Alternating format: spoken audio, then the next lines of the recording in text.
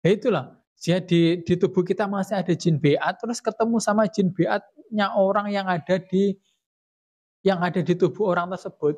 Ya kita tahu hal ini orang jamaah, terus kemudian kita tanya, Mbah Man atau jamaah nggih. Nanti ya ternyata ya benar orang jamaah juga, tapi sekarang ketika jenengan itu sudah hijrah, kemudian jenengan itu sudah tidak dijokam lagi, itu rasa seperti itu nanti kalau hilang. أعوذ بالله من الشيطان الرجيم. Bismillahirrahmanirrahim. Assalamualaikum warahmatullahi wabarakatuh. Alhamdulillahirabbil alamin. Assalatu wassalamu ala asrofil anbiya'i wal mursalin wa ala alihi washabihi ajma'in, amma ba'du. Para pemirsa yang dirahmati oleh Allah, kembali lagi di channel kesayangan kita, Amtan Prawito Official. Di kesempatan kali ini saya akan bercerita tentang satu keluarga jamaah itu yang tabayun dengan saya. Itu ketika saya itu waktu kuliah, kemudian ada WA, kalau Mas Anton nanti bisa main ke sini. Saya pun juga kaget. Saya pikir siapa? Oh ternyata ya ada salah satu jamaah di kelompok saya yang WA saya. Ya saya pun juga sudah punya firasat lah. Kalau inti nanti akan bertabayun tentang masalah-masalah yang ada di jamaah. Kemudian anaknya pun juga WA saya. Sampai sekarang pun dia masih punya kontaknya. Kemudian sore kalau nggak salah itu saya datang ke rumah beliau. Terus kan ya saya tanya, ada apa Pak? Itu ada bapaknya, ada ibunya itu, ada anaknya juga tapi agak di jauhan gitu. Itu bertanya tentang Ustadz Khalil. Waktu itu masih rame-ramenya saudara kita yang di Kongo yang hijrah itu loh.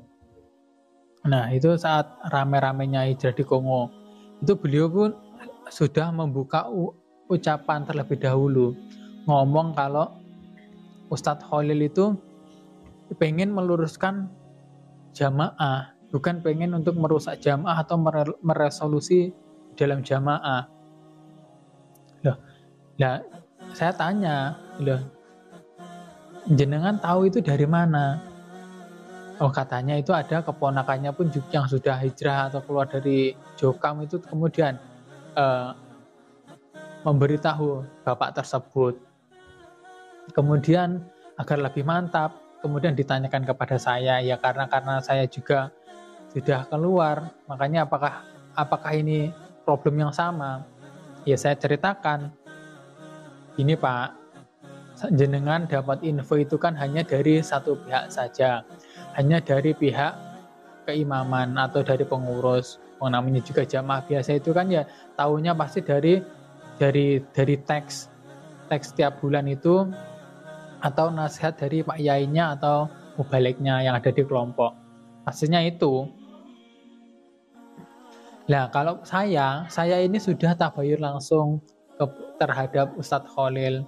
Saya itu datang ke rumahnya.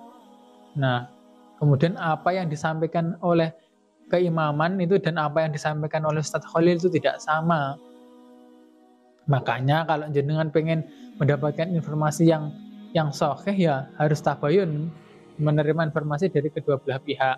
Nah, beliau pun juga melihat sosmed, maksudnya ya juga melihat di Facebook, kemudian juga melihat YouTube-nya Ustadz Khalil itu juga dilihat.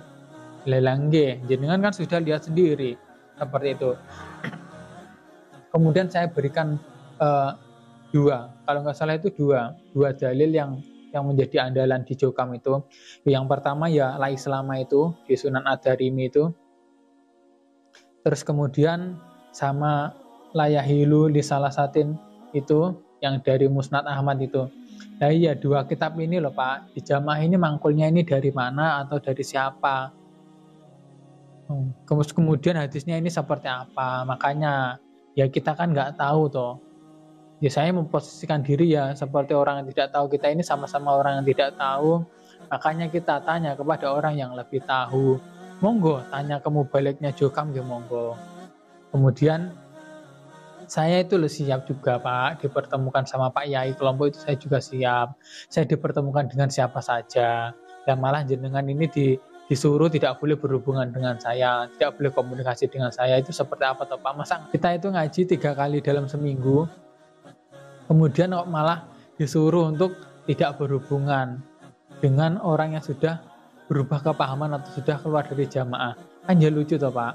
Harusnya itu kita itu semakin lama ngaji itu ya akhlaknya pun ya semakin baik. Ya ini kok malah takut terpengaruh. Ya kalau memang yang difahami benar ya kenapa takut toh Pak? Saya bilang seperti itu.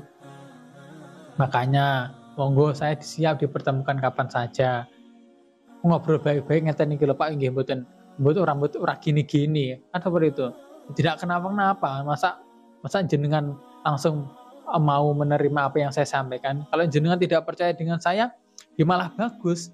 Itulah harusnya jenengan itu kepo atau penasaran. Nggak percaya kalau tidak membuktikan sendiri. Kemudian juga bertanya tentang sholat-sholat di orang Nahdiyin ya, sholat di belakang. Nah iya, karena salah dalam memahami dalil ini loh Pak. Salah dalam memahami kalau tidak beat dengan imamnya Jokam, itu ya Islamnya tidak sah. Nah makanya itu tidak boleh tidak boleh sholat bermakmum dengan orang luar atau orang home. Ya maksudnya ya orang selain Jokam.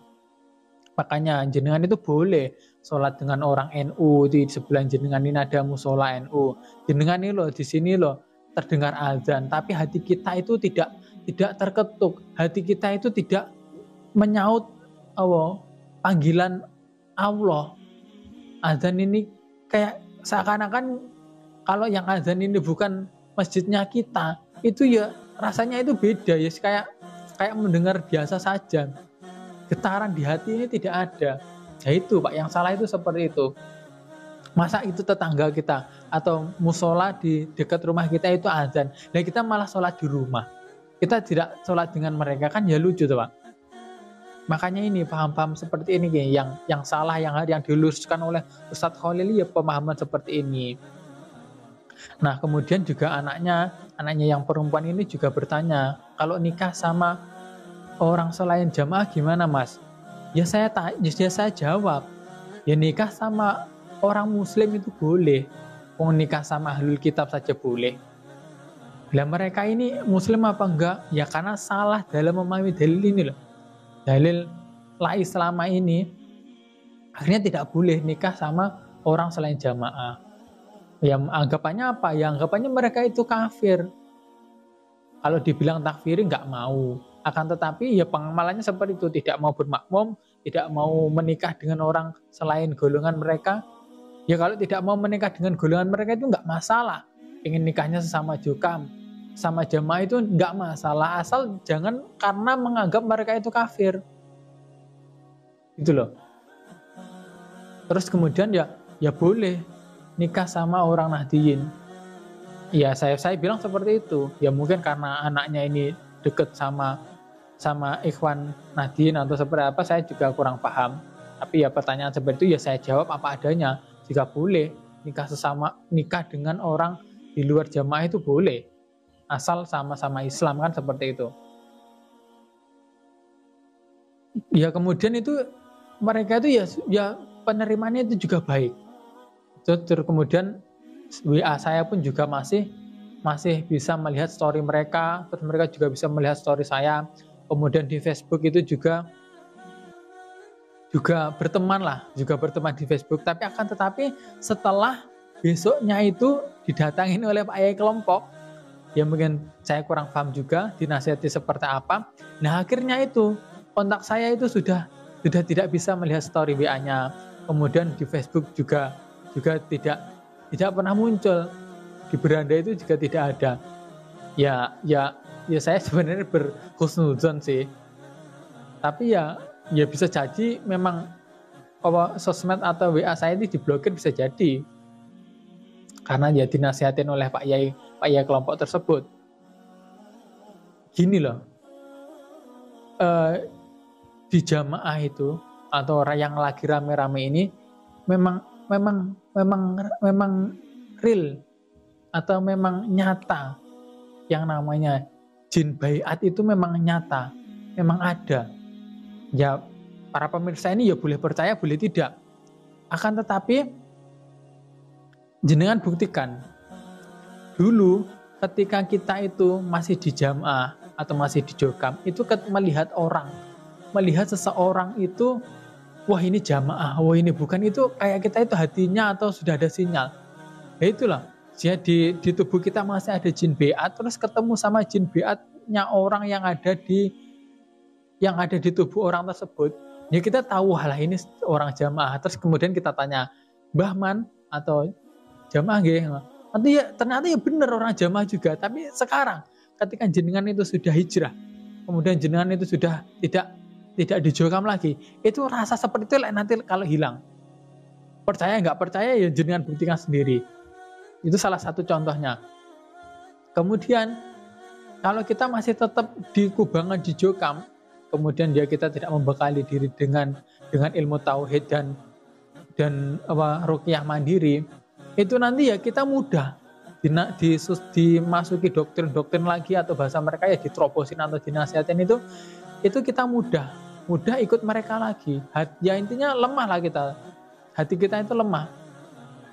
Makanya itu keberanian itulah yang akan menghilangkan jin beat tersebut yang ada di diri kita itu.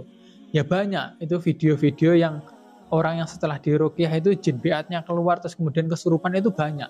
Kurang lebih ada sekitar 30 video yang ada di file laptop saya. Ini kemarin sudah diupload 2 ya. Ini masih ada banyak yang belum diupload. Ini ya memang ya percaya nggak percaya, memang ya nyata, ini memang adanya seperti itu. Kemudian masa settingan, kalau mungkin 1-2 orang ya mungkin bisa saja settingannya. Tapi ini 30 orang, masa 30 orang settingan semua? Ya para pemirsa yang dihormati oleh Allah, boleh percaya, boleh tidak. Saya tidak harus jenengan percaya dengan saya, itu tidak. Yang penting jenengan buktikan sendiri, kemudian yang memiliki pemahaman yang lurus, seperti itu aja. Tayyib, mungkin cukup sekian pembahasan saya di video kali ini. Ya semoga jamaah yang tabayun dengan saya itu ya memang sudah memiliki paham tidak takfiri. Ya meskipun tetap di dalam dengan banyak faktor pun ya nggak masalah menurut saya. Tetap di dalam, yang penting tetap rukun, tidak memiliki paham takfiri. Ya terus kemudian ya sholatnya lebih tertib, ibadahnya lebih tertib, ya nggak masalah. Syukran ala ihtimamikum. Jazakumullahu khairan wa barakallahu fikum. Assalamualaikum warahmatullahi wabarakatuh.